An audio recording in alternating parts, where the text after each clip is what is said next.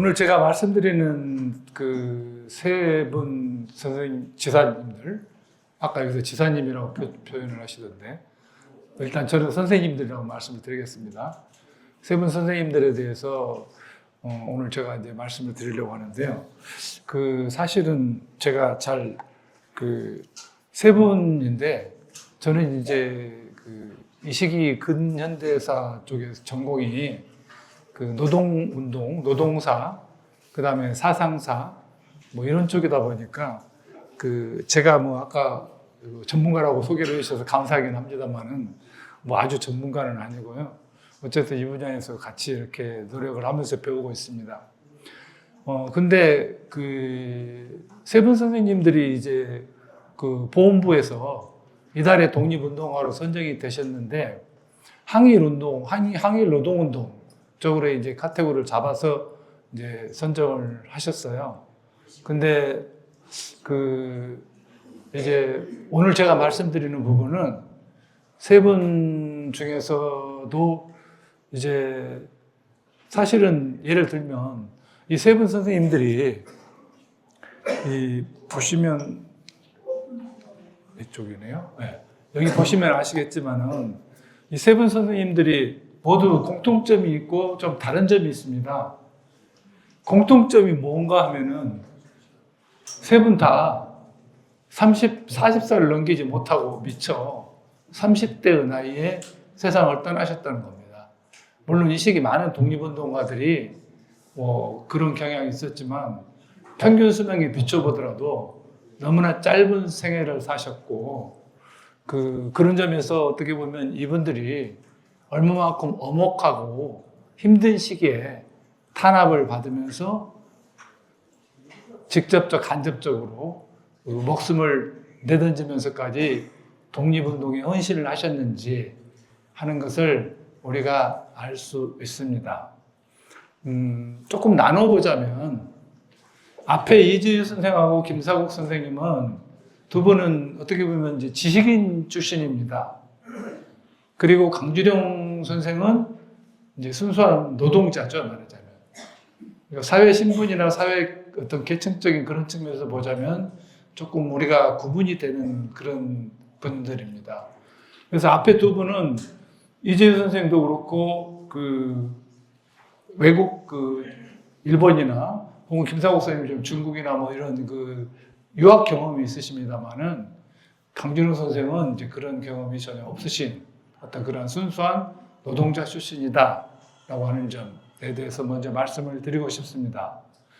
그리고 이제 왜 그러면 항일 노동운동이 왜 항일이 되나, 왜 일본에 반대하는 어떤 그러한 운동이 되나라고 하는 것에 대해서 말씀을 조금 이따 드리겠지만요. 그런 노동운동과 독립운동이라고 하는 이 두 가지 측면에서 보자면, 제가 그 전에 아무래도 제가 이게 저는 이렇게 연구실에 앉아가지고 연구를 하는 사람이기 때문에 아무래도 말이 조금 혹시 어려울지도 모르겠습니다. 그래서 가능하면 오늘 여러 선생님들 듣기 쉽게 좀 이렇게 시각화를 하고 사진 자료도 좀 많이 가지고 오고 또 일화들을 제가 조금 더 소개를 해드리고 이러려고 합니다만은, 그럼에도 불구하고 어떻게 보면은 조금 제가 좀 어려운 말이 나올 때가 있으니까 좀 이해를 해 주십시오. 저는 잘 모르겠습니다. 그런데 좀 그런 말씀을 들었기 때문에 미리 좀 양해를 구합니다. 그래서 이재유 선생과 김사국 선생, 강진호 선생 세 분이 노동운동과 독립운동이라고 하는 이 두 가지 관계를 보자면, 이재유 선생은 노동운동 자체가 하나의 뭐라고 할까요? 목적이라고 할까요? 어떤 그런 부분이 있습니다. 그리고 이거 노동운동을 어떻게 보면 전체 사회의 변혁을 위한 하나의 과정이라고 생각을 했고요. 그래서 그런 측면에서 생각을 하셨다면, 김사국 선생님은 이재유 선생님하고 상당히 비슷하세요. 어떻게 보면 노동운동 자체를 뭐라고 할까요? 하나의 부문, 그러니까 과정이라기보다는 부문, 그러니까 이게 조금 이 점에서 제가 아까 좀 어렵다는 말씀 미리 드렸는데, 뭐라고 할까요? 그러니까 이걸 노동운동을 하나의 부문으로 생각을 하시고 그 부문 자체가 와 독립운동이라고 하는 것 자체가 하나의 구성 분자라고 생각을 하셨다는 겁니다. 이재유 선생은 구성 분자기는 하지만 동시에 이 구성 분자가 같이 이어진다라고 생각하는 그러한 과정으로서 노동운동을 인식을 하셨고요. 그래서 조금 좀 미묘한 차이가 있습니다. 뭐 그게 중요한 것이 뭐 생각에 따라서는 뭐 아닐 수도 있겠습니다만은 어쨌든 제가 보기에는 좀 의미 있는 차이가 아닌가 싶습니다. 강준영 선생님은 뭐 노동운동 이외의 다른 어떤 그런 부분에 대해서는 사실 크게 생각하지 않으셨기 때문에 노동운동에 대해서 전면적 또 목적적인 어떤 그러한 방식으로 헌신하셨다라고 말씀드릴 수 있겠습니다. 그 다음에 시기적으로 보면 이재유 선생이나 김사국 선생님이나 강준호 선생님 모두 1895년부터 1905년 사이에 태어나신 분들이고 따라서 1920년대, 30년대에 대부분 20대나 30대의 나이에 활동을 하신 분들입니다.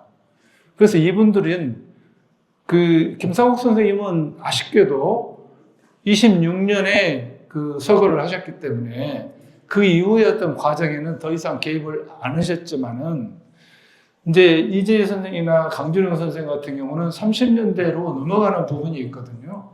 강준영 선생님 같은 경우는 32년에 돌아가셨기 때문에 30년대 전반에 생애가 끝나고 맙니다만은 이재유 선생은 30년대를 사시고 40년대까지도 넘어갑니다.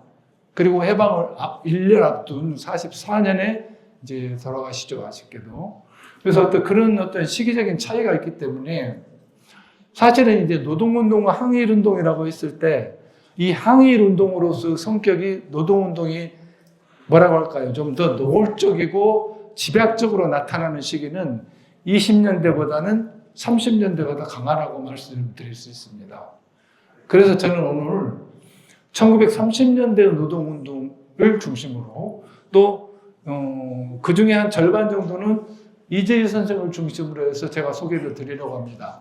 왜냐하면 세 분 선생님들 중에서 기본적으로 사료가 우선 역사를 공부할 때는 역사적인 자료가 풍부해야 되는데 물론 우리는 한 사람 한 사람이 굉장히 뭐라고 할까요? 풍부하고 다채로운 삶을 살기는 하지만 그럼에도 불구하고 그분이 남기신 자취가 없다면 혹은 그분이 남기신 글이나 혹은 어떤 그분에 관한 그런 게 없다면은 우리는 잘 모릅니다. 뭐 요즘에 물론 무슨 뭐 SNS도 있고 인터넷도 있고 뭐 여러 가지 많기 때문에 남아 있겠지만 그 흔적이 이전에는 그런 게 없었지 않습니까?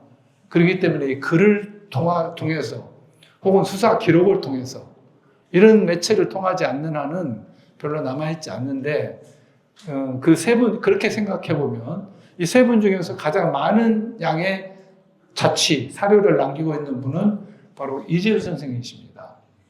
그래서 아무래도 이분이 조금 더 쟁점이 놓여질 거고요.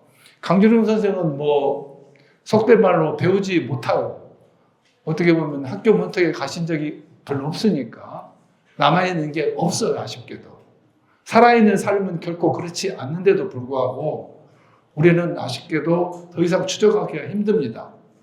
그래서 이제 그런 점을 우리가 고려를 해가면서 이 세 분을 이해를 하시는 게 좋겠다라고 말씀을 드리고 싶고요. 김사국 선생님 아까도 말씀드렸지만 26년에 서거를 하셨기 때문에 그 이후에 이제 이야기가 이어지지 않기 때문에 이분에 대해서도 제가 더 이상 이제 사실은 드릴 말씀이 많지는 않습니다. 그 다음 보겠습니다. 제가 아직 익숙치 않아가지고. 강준호 선생님하고 김사국 선생님 두 분을 먼저 좀 말씀을 드리면, 이재유 선생님은 뒤에 말씀을 드리기 때문에요. 평양의 강준호 선생님에 대해서 먼저 말씀을 드리면은, 평양에서 이 고무공업, 이 노동자로 일하시고 그 파업을 직접 주도를 하신 분입니다. 여러분이 고무공업 그러면 좀 생소하실 거예요. 아까 여기 보니까 그 이재유 선생 묘사할 때 공장에 들어가서 열심히 이렇게 뭐 서로 머리를 맞대고 열심히 이렇게 독립운동을 하는 것을 그려 놓으셨던데, 사실은 그런 공장이 없어요. 그 당시에 이 식민지 조선에는. 그 이렇게 아까 굴뚝 나는 그 이재유 선생이 들어가서 일했다는 굴뚝 있지 않습니까? 요즘 같으면 제조 부분, 2차 산업 중심의 어떤 철강이라든지 예를 들어서 무슨 뭐 석유라든지 화학이라든지 이런 부분인데, 그 당시에는 그런 부분이 많지 않습니다. 그리고 있다 하더라도 일본인들이 대부분이에요. 그리고 조선인들은 거기에서 자병을 하거나 혹은 아주 하층의 어떤 그 단순 노무자로서 일을 하는 경우가 많았다라고 하는 겁니다. 그러면 조선인들은 어디에 있었나? 뭐 여러분들이 아시겠지만 여성들이 주로 많이 갔던 부분이지만 방직이라든지 방적, 제사 이런 부분, 그 다음에 고무공업. 고무공업은 좀 생소한 부분이에요, 사실. 예를 들어서 방직, 제사, 뭐 이런 부분들은 여러분들이 쉽게 아시고 또 많이 들었잖아요. 고무공업이라고 하는 것은 그 당시에 이제 요즘은 신발이 잘 나옵니다만은 예전에는 별로 그런 게 없었기 때문에 고무신을 많이 신었잖아요. 고무신도요, 사실은 60년대까지만 하더라도 굉장히 귀한 신발이었습니다. 그래서 어느 정도 있는 집이라 하더라도 평소에 다닐 때는 그냥 맨발로 다니다가, 예를 들어서 50년대 이럴 때요, 맨발로 다니다가 학교에 들어갈 때 거기서 신발을 빼가지고 신고 들어간다든지 어떤 이런 일도 흔했거든요. 그래서 더구나 50년대에도 그랬는데 20년대, 30년대 고무공업이라고 하는 것은 주로 이 고무신 만드는 건데, 고무신은 여러분이 아시다시피 조선인들이 많이 신지 않습니까? 따라서 조선인을 상대로 하는 산업입니다. 고무신, 고무공업이라고 하는 것은.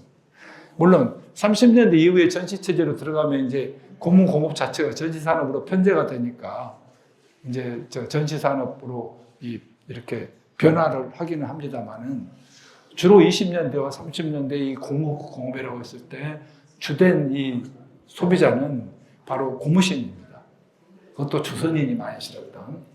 그래서 고무신 공업은 그 당시에 서울하고 평양하고 부산이 많이 발전했던 지역입니다. 대표적인 지역이. 뭐 서울이야 수도니까 말할 나이도 없고요. 부산이 고무신 공업이 상당히 있었어요. 왜냐하면 원료를 들어오기가 좋았고, 일본에서. 그 다음에 어쨌든 큰 도시니까요. 그래서 그런데 이제 부산에서는 일본인과 조선인 자본이 대체적으로 절반 정도. 그러나 평양은 일찍이부터 이 메리아스 공업을 중심으로 해서 민족 자본이 발전한 지역이에요. 다시 말하자면 조선인 자본가가 많았던 지역이에요. 그래서 이 조선인 자본가들이 고무공업에 많이 진출을 합니다. 물론 일본인이 없었던 건 아니에요. 그러나 일본인은 소수예요.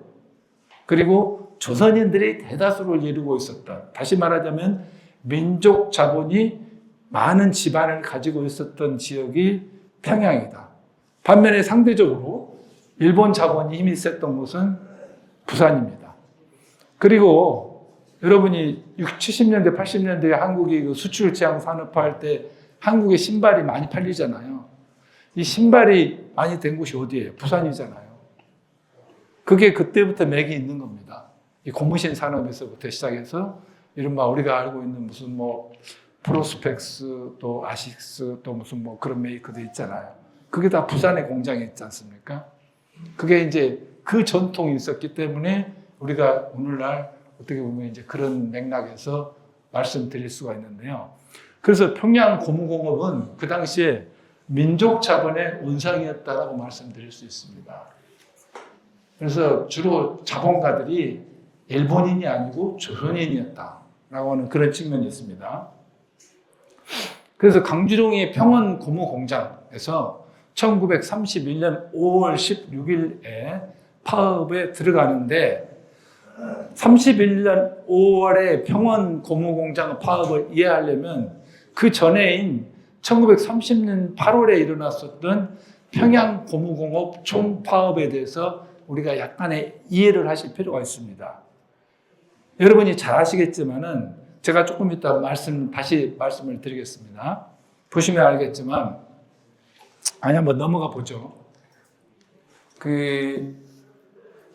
이게 이제 지금 아까 우리 동영상에도 나왔던 화면입니다. 여기 보시면은 이게 이제 원산 총파업, 1929년 원산 총파업에 대해서 여러분도 아마 들어보셨을 거예요. 원산 총파업 당시에 원산 시내의 어떤 풍경을 그 당시 신문에서 찍은 거예요. 보시면 아시겠지만은 이 노동자들 대부분이 조선 옷을 입고 있지 않습니까? 그러죠? 그리고 이 깃발이 있는데 저 위에 저 깃발 동그란 어떤 테두리 안에 이렇게 가운데 이렇게 뭐가 들어있는 그림이 있는데 저게 원산 노동연합회 회기예요. 그 당시 원산 노동연합회는 20에서 30여 개의 단위 노동조합을 거느리고 있었던 원산 지역에서 최대 뿐만 아니고 어떻게 보면 조선에서 최대 어떤 노동운동 단체라고 할 수 있는 그런 힘을 가지고 있었어요. 1920년대. 그렇기 때문에 29년에 원산에서 총파업이 일어난 것도 우연이 아니에요. 어떻게 보면은 저희는 그냥 교과서에서 국사교과서에서 1929년 원산 총파업이 일어났다더라 이렇게 생각을 하시겠지만 어떻게 보면 원산이라는 지역에서 왜 1929년에 일어났는지 1928년이 세계 대공황이잖아요. 세계 대공황이 일어나고 그것을 계기로 해서 자본가들이 임금을 내리게 되고 거기에 대한 반발이 가장 먼저 터져 나올 수 있었던 지역이 그 당시 가장 조직화됐던 원산이라는 겁니다. 그래서 원산에서 총파업이 일어나게 된 겁니다. 그래서 여러분이 아시겠지만 그 당시 원산은요, 다음 장면 보시듯이 이것은 원산 노동연합회가 경영하고 있었던 노동병원입니다. 노동병원 제1호예요. 보시면 아시겠지만 의사들도 있고 간호사들도 있고 아주 그 당시 신문이 좀 자료가 그래서 잘 명확하게 드러나지는 않습니다만은 어쨌든 대체적인 어떤 약품들이 있고 어떤 이런 것들을 보시면 대충 분위기는 파악하실 수 있을 겁니다. 그래서 이럴 정도로 어떻게 보면은 그 노동자들의 그 힘이 강력했던 어떤 그런 부분이고 그래서 29년, 30년, 31년, 34년 정도까지는 항일 노동운동이 1910년부터 45년 전체 시기를 통틀어서 가장 활발하게 일어난 시기입니다.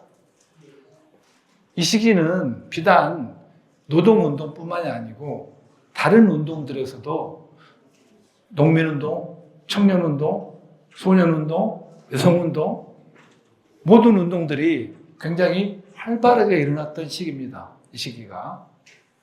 그래서 29년의 원산 총파업에 이어서 1930년에 평양에서 고무공장 노동자들이 17개인가 18개의 고무공장 노동자들이 전체 지역 총파업을 하게 됩니다.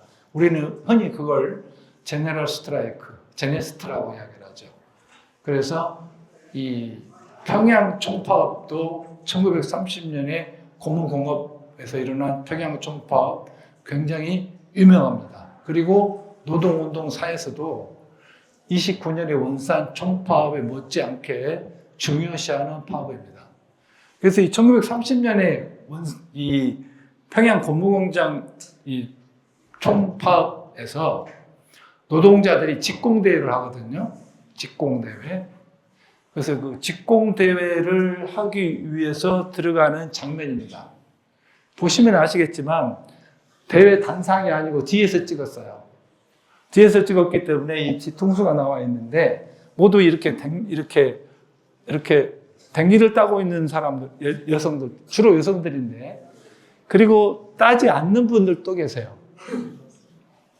이 말은 그 당시 여성 노동자들은 대부분이 14세, 15세, 16세, 이 10대 후반의 이 젊은 여성일 뿐 아니라 그에 못지않게 30대에서 40대의 아기를 가진 말하자면 그런 부인 노동자들이 많았다라고 하는 것을 우리가 알 수 있습니다.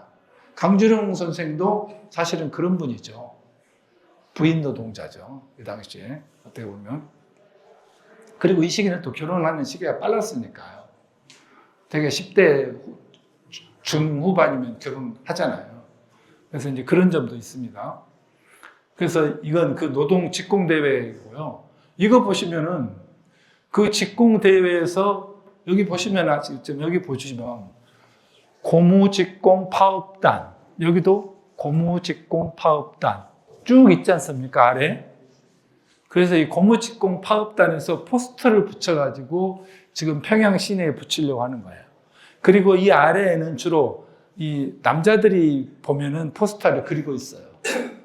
고무공업은 대다수 주력은 여성 노동자입니다. 남자 직공은 많지 않아요. 왜냐하면 화학이라든지 앞에 기계 돌리라든지 이런 이 분야에서 주로 남성들이 투입되고 실제 이 고무 우청형을 떠가지고 실을 만드는 이 과정은 여성들이 하기 때문에 여성이 80%다 그러면 남성은 20% 정도밖에 안 돼요. 그래서 남성들이 적은데도 불구하고 제너럴 총파업이기 때문에 남성들이 참여를 해서 같이 이렇게 일을 하는 거예요.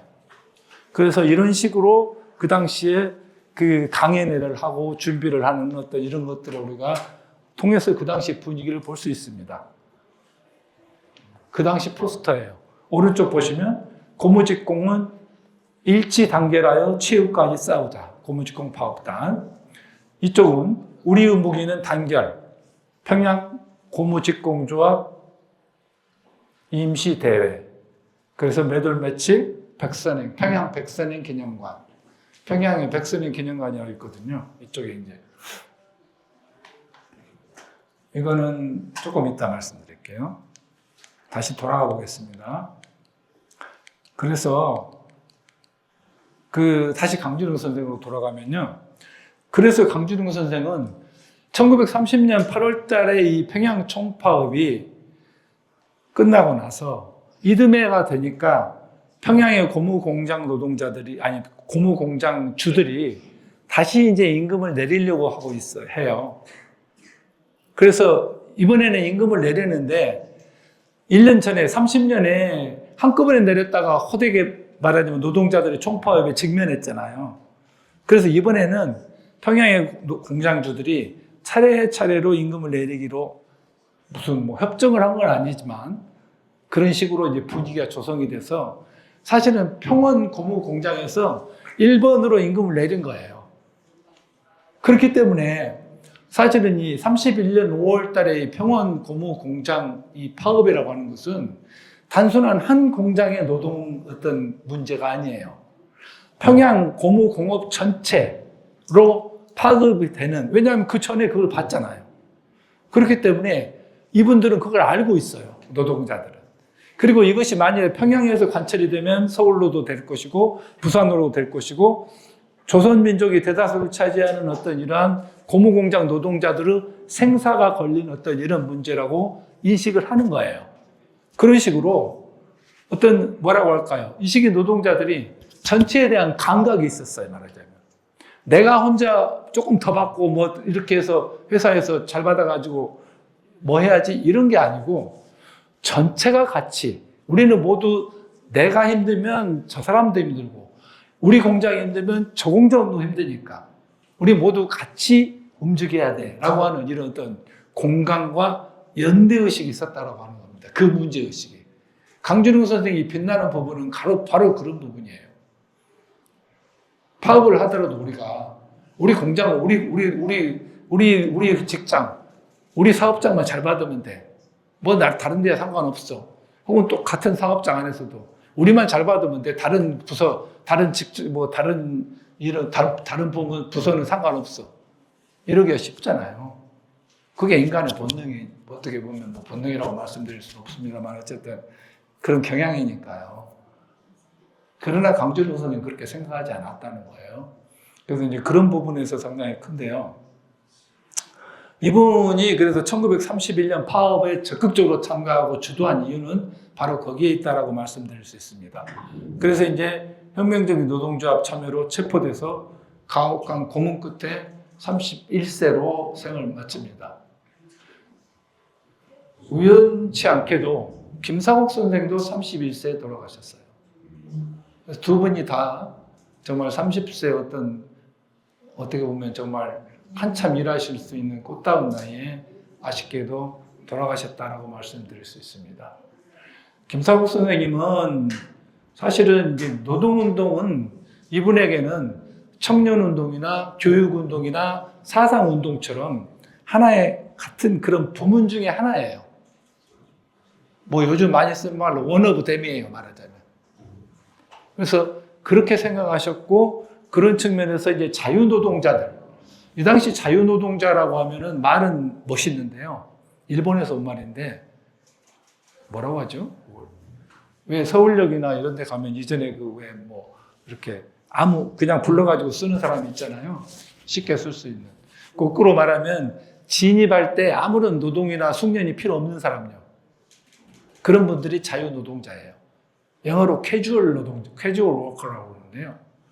그래서 이제 이분들, 그 당시 말하자면 지객꾼들, 막일꾼들, 공사장 노동자들, 이런 분들이 자유노동자예요.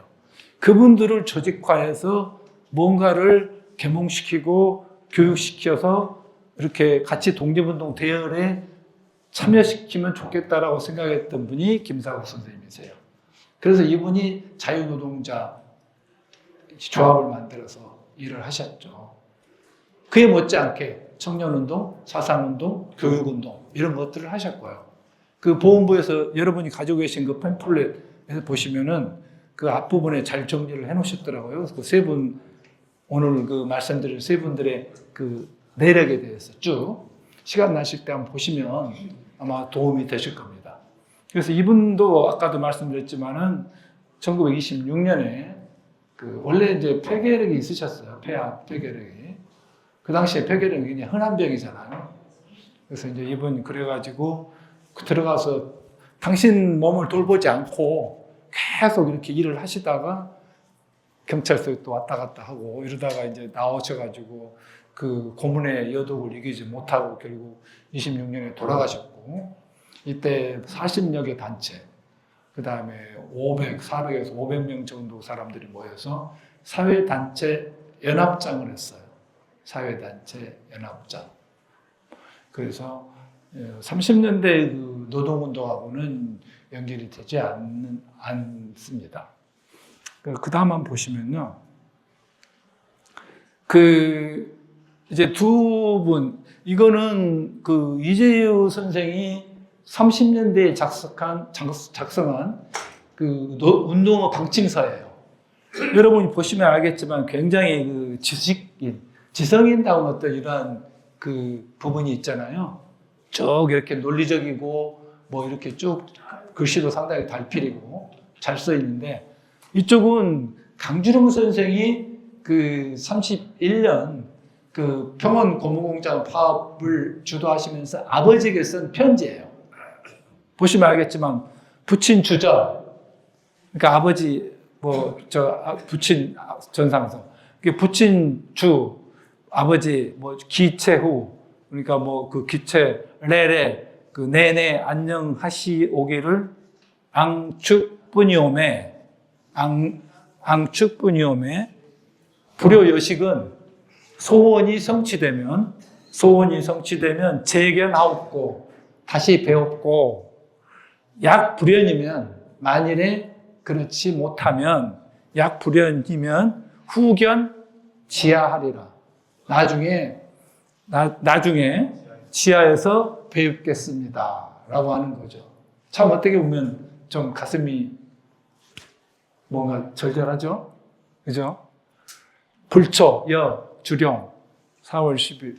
이게 아마 음력인 것 같아요. 왜냐하면 이게 쓴 날짜가 5월 말이거든요. 그러니까 4월 11일은 아마 그 당시 음력을 썼고, 이분은 못 배웠다 하더라도 노동자 출신이지만 그럼에도 불구하고 한자도 쓰고 또 그 당시 보면 한글도 쓰시고 이제 이런 것들을 알 수 있는데, 어쨌든 조금 두 분이 상당히 뭐라고 할까요? 사회 신분이나 어떤 계층에서 다르다라고 하는 것을 확실히 보여주는 어떤 그러한 대조를 보고 있습니다. 이게 이제 그 당시 을밀대 위에 올라갔던 이제 강주룡 선생이 사실은 아까 아까 우리 동영상에서 봤던 사진 눈여겨보셨는지 모르겠지만 그 사진은 이쪽에서 찍은 거예요. 이 사진은 이쪽이고. 그리고 보시면 여기 학생 모자를 쓴 사람이 있잖아요. 그리고 이쪽에 또 한 사람이 있어요. 잘렸지만. 그래서 을밀대인데 그 당시 을밀대가 12m 정도 된다고 그러거든요. 12m면 꽤 높잖아요. 10m 높으니까. 근데 거기를 이렇게 올라가가지고 어떻게 올라갔을까요? 상당히 신기하죠. 여자가 더구나 혼자서. 원래는 이제 단식 동맹을 해요. 그 강주룡 선생이 같이 이제 그 동료들하고 같이 평원 고무공장 노동자들하고 같이 일본이 이제 일본 경찰이 하도 못 살게 하면서 막 탄압을 하니까 그럼 우리 차라리 단식을 하겠다. 왜냐하면 먹는 것은 막을 수가 없잖아요. 그래서 단식 동맹에 들어갔거든요.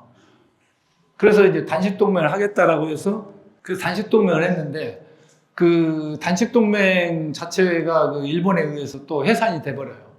그래가지고 밖으로 끌려 나와가지고 쫓겨 나오니까 갈 데가 없잖아요. 그러니까 이러면 차라리 내가 죽어야 되겠다. 자살해야 되겠다. 그리고 광목을 사가지고 광목 한 달을 사가지고 죽으려고 가요. 근데 가다가 많이 바뀌어요. 내가 죽으면 왜 죽었는지 사람들이 모르고 가족들도 슬퍼할 거고 그렇다면 내가 왜 죽었는지라도 이야기를 해야 되겠다 라고 하는 생각에 을밀대를 갔어요. 가서 아까 말씀드린 12m이기 때문에 여자 힘으로 저기 못 올라가요. 그러나 바로 이 밑에 그 대가 있잖아요. 대가. 바로 여기는 사실 그렇게 높지 않아요. 이거 자체는 여기 보시면 학생이 서 있잖아요. 이렇게. 그러니까 여기서 광목에다가 돌을 매달아 가지고 지붕 저쪽으로 이렇게 던졌대요. 그러면 이렇게 넘어갈 거 아니에요. 물론 그것도 쉬운 일은 아니에요. 그러나 뭐 죽으려고 각오한 사람이 뭔들 못하겠어요. 그래서 던져가지고 어떻게 걸렸나 봐요. 밤에. 그래서 이제 그걸 타고 올라갔다라고 이야기를 하는데 이건 공식적인 것이고 비공식적인 것은 뭔지 모르겠어요. 사실은. 누가 같이 뭐 도와줬을 수도 있고 그건 잘 몰라요. 어쨌든 이분은 올라가가지고 새벽에 물론 5월이니까 5월 말이니까 춥죠. 이슬도 내리고 더구나 평양이잖아요. 그러다 보니까 그냥 살포시 잠이 들었어요. 그 사람들이 주위에서 밑에서 뭐가 웅성웅성하는 소리가 나서 보니까 사람들이 와서 저기 사람이 있다고 막 이제 이렇게 돼가지고 알려지게 됐어요. 그러니까 이제 경찰이 오고 뭐 이제 막 신문 기자들이 오고 이제 난리가 났죠. 그래서 경찰이 이제 밑에다 그물을 켜놓고 내려오라고 해서 안 내려오니까 그 말의 일설에 따르면 경찰관들이 올라가가지고 이렇게 강제로 떨어뜨렸다고 그래요. 그것도 참 그렇죠. 이렇게 데리고 내려온 게 아니고 그냥 떨어뜨려서 밑에서 이렇게 그물 같은 걸로 받쳐가지고 받아서 이제 다시 경찰서에 체포가 돼서 거기서 이제 계속 이제 이렇게 좀 고생하셨어요, 이분이. 그래서 이제 근데 사실은 이게 이제 그 당시 한국 매스컴에 굉장히 물론 그 당시에 무슨 매체가 많은 건 아니잖아요. 여러분이 잘 아시겠지만 조선일보, 동아일보, 그다음에 나중에 27년에 시대일보 나온 정도니까요. 그런데 이때 이제 신문들의 보도가 됐을 때 주로 채공녀 이런 이야기를 많이 했거든요. 채공녀라고 하는 것은 그 공중에 체류한 그러한 여자다. 그래서 채공녀예요. 근데 채공이라는 말 자체는 사실은 1930년에 일본에서 이미 이런 비슷한 사례가 있었어요. 그게 이제 일본의 그 가나가와현의 가와사키 시에서 방적 공장 쟁의를 하는데 누구더라? 다나베 미요시. 다나베 기요시라고 하는 분이 남자인데요. 이 공장 굴뚝으로 올라갔어요. 그 당시 방적 공장 굴뚝이 이거 높잖아요. 한 40m 됐다고 그래요. 거기로 올라가가지고 거기에서 말하자면 시위를 한 거예요. 그래서 6일 정도를 머무르면서 거기에서 아주 유명해졌어요. 일본에서는. 그래서 그분을 일컬어서 연돌남이라고 해요. 연돌남. 연돌에 올라간 남자다. 그래서 연돌에 올라갔는데 그 당시 일본 매스컴들이 묘사하기를 뭐라고 했냐면 채공 6일, 채공 140시간 뭐 이런 식으로 매스컴들이 표현을 했어요. 그러니까 채공이란 말이 굉장히 익숙해 있는 거예요. 식민지 조선에도 알려져 있었고. 근데 마치 강주룡 선생이 올라갔잖아요. 그러니까 자연스럽게 이분은 연도는 아니지만 채공이 된 거예요. 그래서 채공녀가 된 거예요. 채공녀. 그래서 이제 그런 어떤 관계들이 있습니다. 그리고 또 이제 제가 방금 말씀드린 것에서 여러분이 눈여겨보실 것이 고무공장은 굴뚝이 없어요. 공장 굴뚝이. 그러니까 올라갈 굴뚝이 없기 때문에 을밀대 올라가셨고, 일본은 산업이 어느 정도 식민지보다는 발전했기 때문에 방직공장, 방적공장, 제사공장, 무슨 조선업, 제철 뭐 이런 것들이 발전이 있었기 때문에 그 당시 공장 굴뚝이 있어요. 그래서 공장 굴뚝으로 올라갈 수 있었던 거고요. 우리는 80년대, 90년대에 크레인으로 올라가잖아요. 크레인, 고공농성. 그래서 그런 어떤 배경도 좀 눈여겨서 보시면은 여러분들이 나름대로 흥미롭게 보실 수 있지 않을까 생각이 듭니다. 그 강주룡 선생이 방금 제가 말씀드렸기를 채공녀라고 말씀을 드렸잖아요. 채공녀. 여기 있습니다. 그래서 채공이라는 말 자체가 30년대 일본에서 이미 매스컴에서 많이 써서 알려져 있었던 그런 단어다라고 하는 말씀을 드렸고요. 이 강주룡 선생이 동강이라고 하는 잡지에 인터뷰한 기사가 있어요. 그 당시에 이걸 보시면 우리는 49명이라고 하는 것은 평원 고무공장 파업이에요. 그 노동자들, 파업단의 임금 감화를 크게 여기지는 않습니다. 이것이 결국은 평양의 2,300명 고무공장 직공의 임금 감화의 원인이 될 것이므로 우리는 죽기로서 반대하려는 것입니다. 아까 제가 말씀드렸죠. 강주룡 선생의 31년 평원 고무공장 파업은 30년 8월에 평양 고무공장 총파업을 이미 경험했기 때문에 그거를 알고 있었다고. 그래서 그 말이에요, 지금. 그래서 2,300명 우리 동무의 살이 깎이지 않게 해서 내 한 몸뚱이가 죽은 것은 아깝지 않습니다. 내가 배워서 아는 것 중에 대중을 위해서는 뭐 예를 들어서 죽음을 불사하는 것이 뭐 이런 식이겠죠. 원래 저건 검열 때문에 지어진 거예요. 일본이 검열해서 지어버린 거예요. 명예스러운 것이라는 것이 가장 큰 지식입니다. 이래서 나는 죽음을 각오하고 지붕 위에 올라왔습니다. 그 다음에 마지막 보시면 끝까지 임금 감화를 취소하지 않으면 나는 자본가의 예를 들어 뭐 착취라든지 이런 거겠죠. 이것도 마찬가지로 일본 경찰이 삭제해버린 거예요. 자본가의 착취하는 노동 대중을 대표하여 죽음을 명예로 알 뿐입니다. 뭐 이런 식의 어떤 아까도 말씀드렸지만은 단순히 우리 사업자의 문제가 아니고 강주룡 선생이 어떻게 보면 뛰어났다라고 하는 것은 그 시대에 내 문제가 아니고 우리 공장의 문제고 우리 지역의 문제고 마찬가지로 전체 조선의 민족의 문제다라고 하는 것을 인식을 하셨다라고 하는 것이고 그것을 또 단순히 인식하는 데 그치지 않고 죽음으로써 실천을 하시려고 했다는 겁니다. 이 정도로 우선 말씀을 드리고요. 일제강점기에 노동자들의 어떤 그 운동이 왜 독립운동으로 연결이 될 수 있는가에 대해서 시대적인 어떤 배경에 대해서 간단히 말씀을 드리겠습니다. 그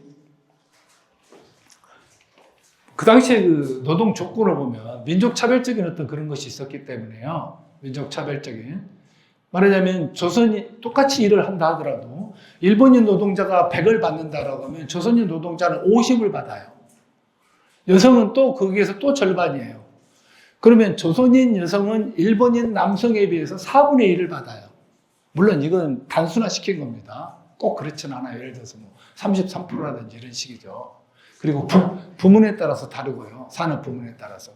그렇지만 어쨌든 조선인이기 때문에 임금차별을 받았고 그 임금차별에 대해서 항의를 한다는 것은 곧 대다수가 아까 말씀드렸듯이 민족자본이 미미했기 때문에 그 당시에는 자본가나 공장주들은 대부분은 일본인이었잖아요.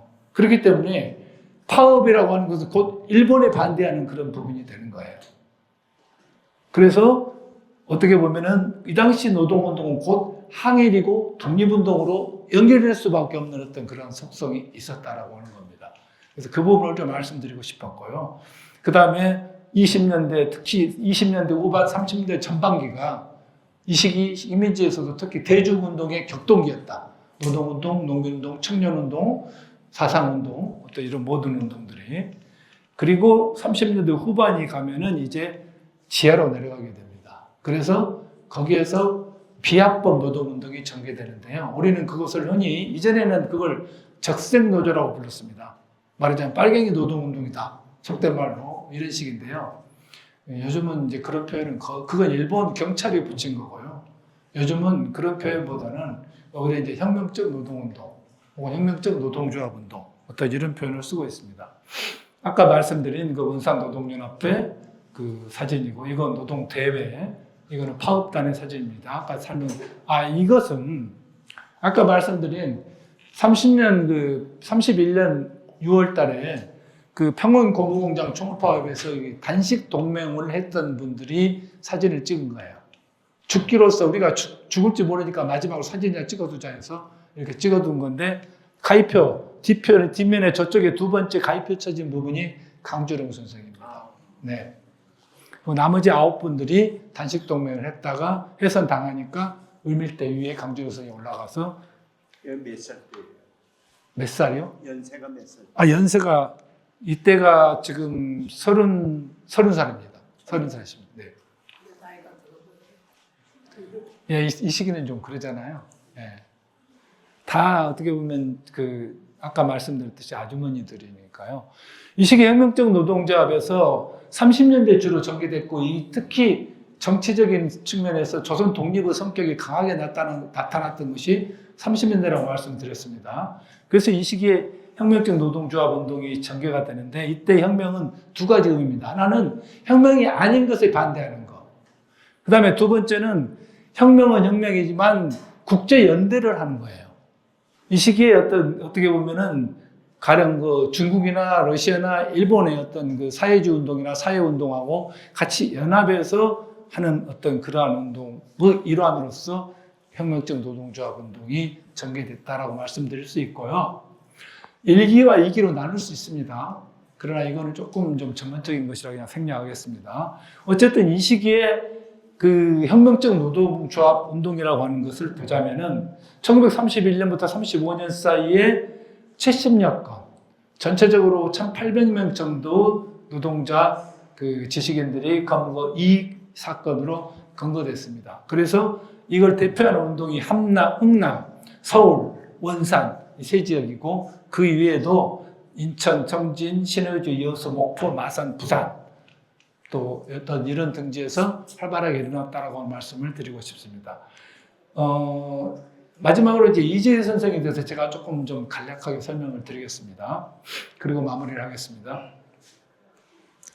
제가 이재일 선생이 왜 중요한가, 그리고 왜 어떻게 보면 주목할 만한 성격이 있는가. 물론 그 당시 그 신문이나 뭐 이런 자료들에서도 30년대 최고 혁명가다 뭐 이런 식으로 흔히, 그건 뭐 일본에서도 그렇게 평가를 했으니까요. 그래서 어떤 측면이 그런가, 제 나름대로 4가지 정도로 정리를 해봤습니다. 첫 번째로는 이 민족 독립을 굉장히 중시했다라고 하는 겁니다. 두 번째로는 이 대중의 자율성을 중시했다라고 하는 거. 세 번째로는 이 하층 민중에 대한 어떤 강렬한 어떤 애정과 헌신이라고 하는 게 있었고, 마지막으로 어떻게 보면 토착화와 국제주의 사이를 균형 있게 잡으려고 했던 그러한 분이다 라고 하는 점에서 평가를 할 수 있을 것 같습니다. 이거는 1930년대 초반에 이재일 선생의 그림 사진입니다. 민족 문제에 대한 관심, 이건 우리가 충분히 주목할 만합니다. 왜냐하면 그 당시 사회주의나 공산주의 운동, 사상운동은 일반은 이 계급 문제에 굉장히 몰두가 돼가지고 그쪽으로 가는 경향이 많았어요. 그러다 보니까 이 민족에 대한 관심이 상대적으로 좀 소홀히 되는 그런 부분이 있었거든요. 거기에 비하면은 이재일 선생은 그런 부분이 상당히 좀 강해요. 민족 문제에 대한 관심이. 그래서 그 당시 어떤 사회운동의 주류와는 다른 민족혁명적인 관점을 가지고 있었다라고 하는 거. 그래서 이분은 어떻게 보면 이 조선의 역사, 조선의 언어, 이런 부분을 굉장히 중시했고, 3000년대 말 40년대까지도 옥중에서 조선어 사용 금지 반대 투쟁을 전개할 정도로 굉장히 민족적인 관점이 강했던 분입니다. 그래서 언어와 역사가 민족 정체성의 근간이다 라고 주장을 하셨고, 그런 측면에서 이 사상 검사가 물어봐요. 아, 조선이 공산주의 국가가 되면 됐지. 너희들 그 사상 운동가들은 그 공산주의 국가가 되면 되지. 왜 독립을 해야 되느냐. 그러니까 이재일 선생이 하는 말이 있어요. 조선이 독립하지 않는 한 진정한 공산주의 국가가 될 수 없기 때문이다라고 이야기를 하거든요. 그래서 이재일 선생에게는 어떻게 보면은 민족 문제, 그 다음에 이 민중 문제가 결코 이 분리될 수 없는 그러한 중요한 문제다라고 말씀드릴 수 있습니다. 그 다음에 대중의 자율성, 주체성, 이 부분은요, 이거는 뭐 무슨 이야기인가 말씀하시겠지만, 그 당시에 이 사회운동가들은요, 상당히 어떻게 보면은 이 전통적인 측면에서 국제기관의 권위에 의존하는 경향이 있어요. 예를 들어서 나는 가령 코민테른, 모스크바에서 파견된 사람이야. 나는 예를 들어서 중국 어디 공산당에서 파견된 사람이야. 이런 식의 어떤 생각을 상당히 가지고 있다는 거죠. 그러니까 한국에 들어와서 운동을 하면서 나는 그쪽 운동선이기 때문에 너희들 내 말 들어. 그리고 그 당시만 하더라도 노동자들이 굉장히 못 배웠으니까 좀 이렇게 뭐라고 할까요? 좀 한 수 접고 들어가는 그런 부분이 있었죠. 그래서 대중은 수동적이고 내가 이끌면 이끄는 대로 따라온다라고 생각을 했어요. 대부분들이, 지식인들이 그러잖아요. 지금도 그렇게 생각하는 분 많잖아요. 이재일 선생은 좀 달리 생각했어요. 대중의 기반을 두지 않는 운동은 죽은 운동이다라고 생각을 하세요. 그래서 이분은 자신이 직접 노동자로 들어가야 된다고 생각하고 파업에서도 지도를 하는 것이 아니고 우리는 응원을 하겠다고 그러거든요. 그러니까 지도와 응원의 차이는 큽니다. 그러잖아요. 지도를 한다는 것은 내가 어떤 가지고 이끌어 간다는 거지만 응원하는 것은 그분들이 가고 나는 옆에서 이끌어 나갈 수 있도록 밀어준다는 거잖아요. 어떻게 보면. 그래서 이 노동 대중의 적극성이나 주도권들을 부각시키는 이런 부분이 있습니다. 그래서 트로이카 조직이라고 하는 것이 바로 그런 건데요. 거기 앞에 보시면 혁명은 위대한 한 사람이 통일한다고 해서 성취되는 것이 아니다 이런 말도 하셨어요. 트로이카 조직 이론이라고 하는 것이 바로 그런 건데요. 트로이카는 말 그대로 새 마리의 말이 끄는 거잖아요. 말하자면. 새 마리의 말이 트로이카. 그래서 원래 이제 전통적으로 사회주의나 공산주의 지도에서는 원래 이렇게 오르그라고 하는 표현을 쓰잖아요. 오르그. 그러니까 의식화된 선진 전위 분자가 의식화를 시켜가지고 끌어가는 어떤 이러한 방식. 그래서 전위가 있고 대중이 있는데 이재일 선생은 전위와 대중은 따로 된 것이 아니라고 생각을 해요. 그래서 운동자들 사이에서 그 다음에 운동자들과 대중 사이에서 이 세 주체가 모두 동등하게 지도받고 지도를 주고받는다라고 생각하는 거예요. 그래서 어떤 그런 민주적인 원리를 가지고 있습니다. 그래서 대중이 없는 당은 죽은 당이다 라고 하는, 그래서 그런 측면에서 주목할 만한 어떤 이러한 주장을 하셨다. 민중에 대한 깊은 애정. 그래서 이 당시에 어떤 그 노동자들이 팔리고 있는 이시매매처럼 팔려가는 어떤 이러한 상태. 이분이 그런 말을 해요.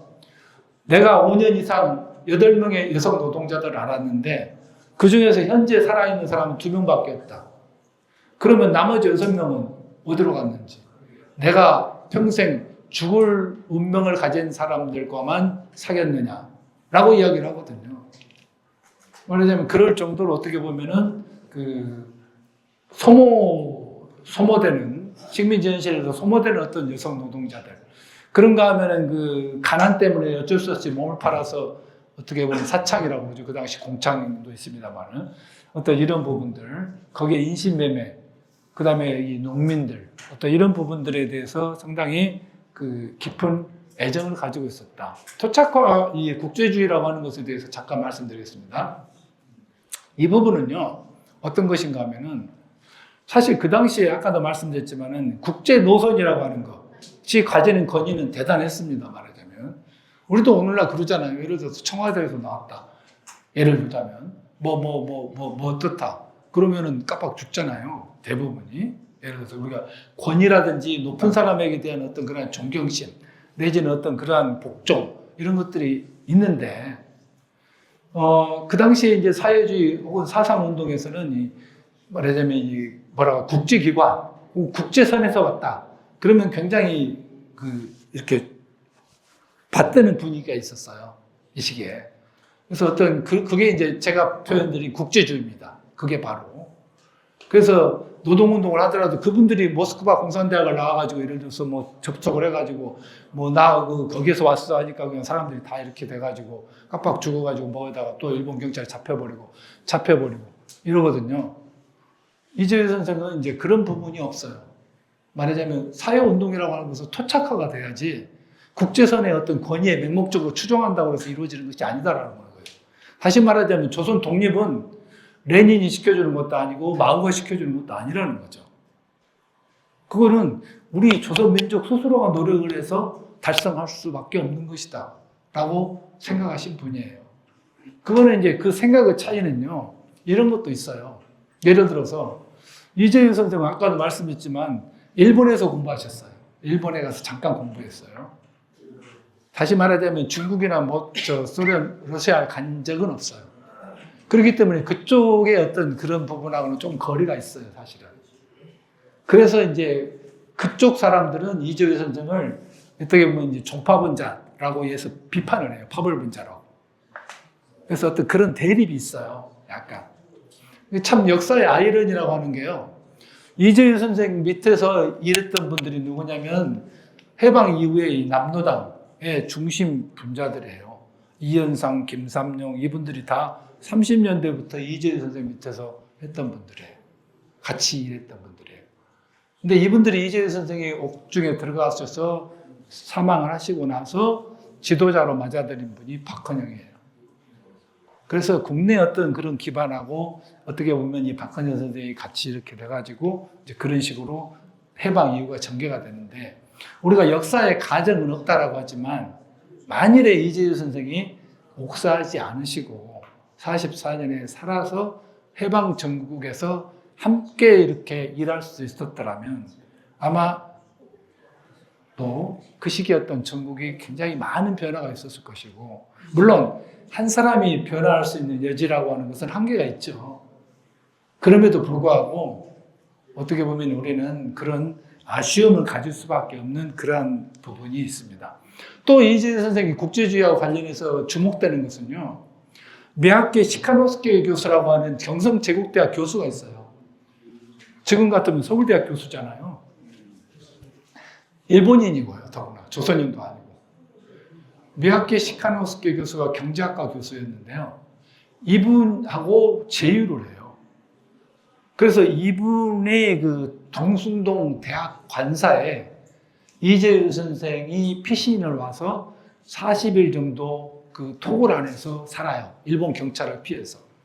그래서 미야케 시카노스케 교수는 이 일에 연루돼서 파면당하고 결국은 직장을 잃고 30년대 말에 3년 살고 나와서 일본으로 돌아가요. 그래서 어떻게 보면 전 세계를 망쳤죠. 이분은 잘 나갈 수 있는 분인데 그럴 정도로 어떻게 보면 서로 국제 간의 유대라고 하는 것이 있었다라고 하는 측면에서 상당히 좀 주목할 만한 어떤 그러한 일화다라고 말씀드릴 수 있어요. 그래서 이것이 바로 이제 옆에 보시면 이재유 숨겼던 삼택, 미야케 교수 관사라고 나와 있죠. 이게 지금 동숭동, 서울 물리대가 동숭동에 있었잖아요. 동숭동에 있었던 그 관사예요. 신설동이 그 당시에. 이게 미야케 교수예요. 요즘 흔히 그 머그샷이라고 그러잖아요. 감옥에 들어가면 이 당시 우리도 그 국사편찬위원회 보시면은 그 독립운동 그 인명철이 있습니다. 이런 식으로. 이 미야케 시카노스케 교수도 감옥에 들어가서 앞사진, 옆사진 찍었어요. 상당히 좀 뭐라고 할까 강인하게 보이죠. 네. 그래서 이분이 이제 그런 분이시대요. 그래서 이재유라고 하는 개인적인 인물을 보더라도 상당히 좀 특이하세요. 그래서 이 경성일보 37년 4월 30일자 호해가 있는데요. 여기 보시면은 이 호해에서 실체를 교묘하면서 다른 어떤 지도자도 그의 발 아래 미치지 못한다. 그리고 46년 신천지에서는 그 일제 시기 최대의 혁명가다. 그래서 청년들이 죽음으로 그를 지킨 신앙과 그 가말에게 지도자였다라고 하는 이야기를 하거든요. 그래서 이게 이재유 선생이 36년 12월 25일에 창동에서 체포가 돼요. 그때 들어가서 찍은 머그샷이에요. 근데 여기서 이제 우리가 조금 보시면은 그 당시 조선복을 입고 있잖아요. 아까 그 30년대 초반에 찍었다라고 하는 그 신사복 사진하고는 좀 많이 다르잖아요. 처처해 계시고. 근데 여기 참 이상한 게 있어요. 옆에 보시면 45년 공주 형무소에서 사망이라고 되어 있거든요. 근데 공식적인 기록은 그 당시에 사람들이 44년 10월 26일 청주 보호감호소에서 돌아가셨다라고 그래요. 이걸 저도 이쪽 전문 연구자인데 잘 모르겠어요. 도대체 저게 뭔지를. 그래서 일단은 같이 풀어야 될 숙제가. 근데 이 적으신 분이 보면 조선인 같아요. 왜냐면 이 애서를 한글로 썼거든요. 만약에 일본 같으면 니 대라고 써야 되잖아요. 근데 그렇게 안 쓰시고 저렇게 썼기 때문에 저게 조금 수수께끼입니다. 어쨌든. 이게 경성일보 호해입니다. 그 당시에. 경성일보는 여러분이 잘 아시듯이 조선총독부 기관지예요. 조선총독부 일본문 기관지가 바로 이 경성일보였잖아요.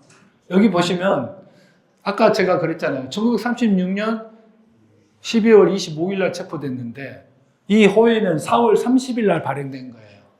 왜냐하면 넉 달 동안 일본이 보도 통제를 했어요. 그래서 보시면 알겠지만 여기 있잖아요. 본일 해금이라고 되어 있어요. 본일 해금. 오늘 해금됐기 때문에 호해를 낸다라고 하는 거예요. 그래서 조선총독부 지금 하고 있습니다. 네. 그래서 이 경성일보에서 저 위에 보시면은 집요 흉악의 조선공산당 마침내 괴멸하다 이렇게 돼 있어요. 그래서 추격 개시 이래 44년 이후 원흉 이재유 마침내 취박. 일체의 국제의 루트와 절연하고 이 붉은 독재자를 꿈꾸며 암약했다. 뭐 이런 식이에요. 그래서 이제 이게 그 당시에 얼마만큼 그 중요한 어떤 그러한 인물이었는가라고 하는 것을 저희들이 알 수 있습니다. 오른쪽에 있는 사진은 그 당시 이재유를 체포하기 위해서 이 조선복으로 갈아입었던 일본 경찰들이에요. 세보니까 40명 정도 돼요. 사진에 나온 분들만. 이분들이 다 조선을 입었잖아요. 그리고 이재유를 여기다 지금 세워놓고 이 사진이에요. 세워놓고 자기들이 아주 의기양양하게 찍은 사진이에요. 우리로서는 참 별로 보고 싶지 않은 사진이죠. 네. 그래서 이 역사적 유산이 네 가지 측면을 생각해 볼 수 있지 않을까 싶습니다. 역사적인 측면에서 오늘날 한국 사회 현실이라고 하는 측면에서 그 다음에 이 남북관계라고 하는 측면에서 아까 오늘 통일 말씀드렸습니다만은 통일 측면에서 마지막으로 동아시아의 연대와 평화라고 하는 측면에서 그래서 이런 부분들에 대해서 여러분들 나눠드리는 거기에 제 PPT가 있기 때문에 한번 읽어보시면 아마 쉽게 이해할 수도 있을 겁니다. 이것으로서 5월 독립운동가 이재유, 김사국, 강주룡 세 선생님에 대해서 대체적인 말씀을 마치겠습니다. 감사합니다.